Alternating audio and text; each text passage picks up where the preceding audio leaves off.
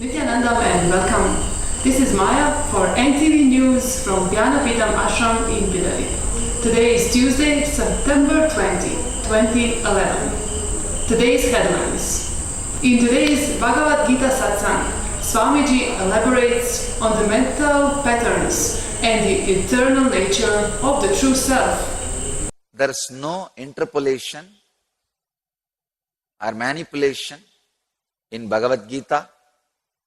It's pure truth as it is. It is Upanishad by its own right. Ayappan plea for bail and Lenin plea for anticipatory bail adjourned to September 23rd. City Civil Court today completely restrained release of the Kannada film Satyananda. Dasara, the celebration of the Divine Mother, starts on September 28th. Now for the main news.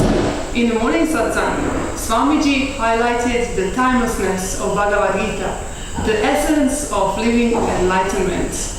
The Gita was delivered by the enlightened Hindu incarnation Sri Krishna to the warrior prince Arjuna over 5,000 years ago, and amazingly, the spiritual wisdom and the life solutions offered in the Gita are so universal and current that it is used even today in personal transformation guides in the universities and management schools worldwide. Explaining to Arjuna the true nature of the self, Krishna urges Arjuna to enter into the battle. Swamiji explained that whether one believes oneself to be the killer or the killed, the self is eternal and can never be destroyed.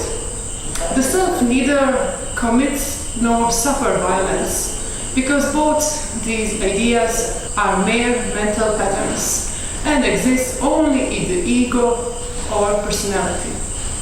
When one disassociates oneself from illusion of agency and rests in the self, all actions and events, including death, become auspicious. If you missed the satsang, you can watch it again on NTV or can download this clip from our website nityananda.org. Sangha makes Dhamma into practical life. That is why thousands and thousands listen to my discourses, but only few hundred come inside the Sangha. Bhagavad Gita ends with this verse. After this, whatever Krishna is saying, just is psychologically preparing Arjuna to make pure science into practical science. Dhamma into Sangha.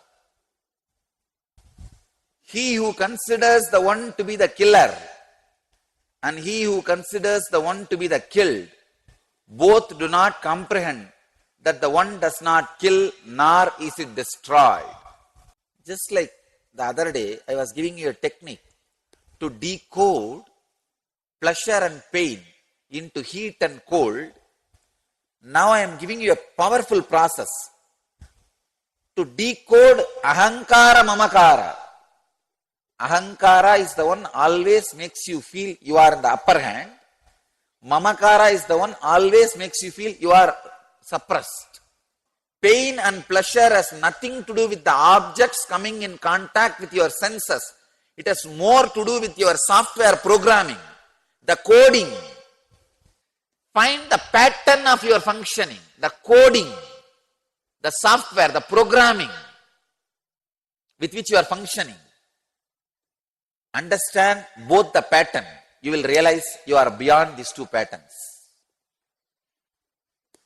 When you think in pattern, you can't think further. I tell you, without pattern, you will not only live, you will radiate. So don't be afraid. You can't live without pattern. You can live and radiate without pattern. Sacred secret from this verse is don't function from the pattern of a killer. Don't function from the pattern of a killed. you are beyond both patterns, killer and killed. Just be relaxed in the patternless space and function. In the legal news, the 9 accused persons in the case of extortion and criminal conspiracy to defame Paramahansa Nityananda are filing bail petitions one after another.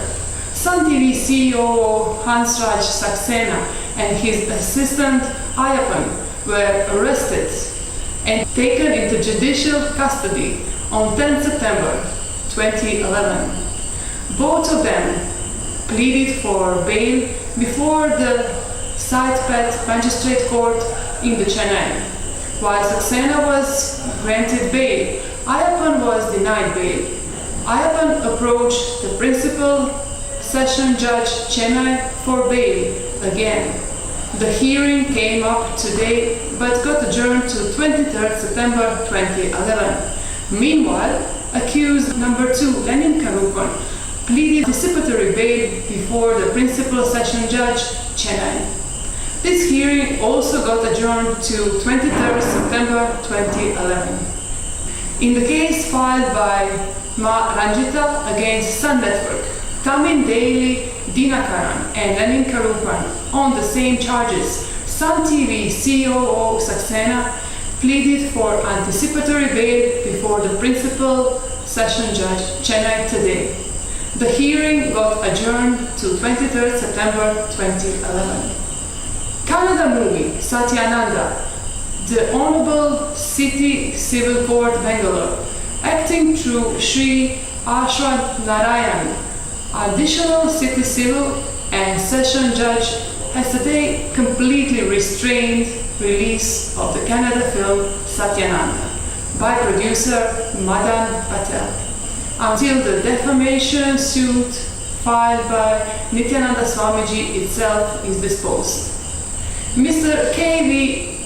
Dhananjay, counsel for Paramahansa Nityananda, argued the matter.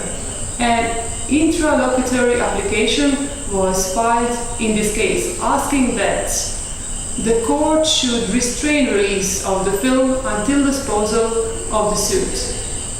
Extensive arguments were made on this application. The orders were reserved for today at 3:30 p.m.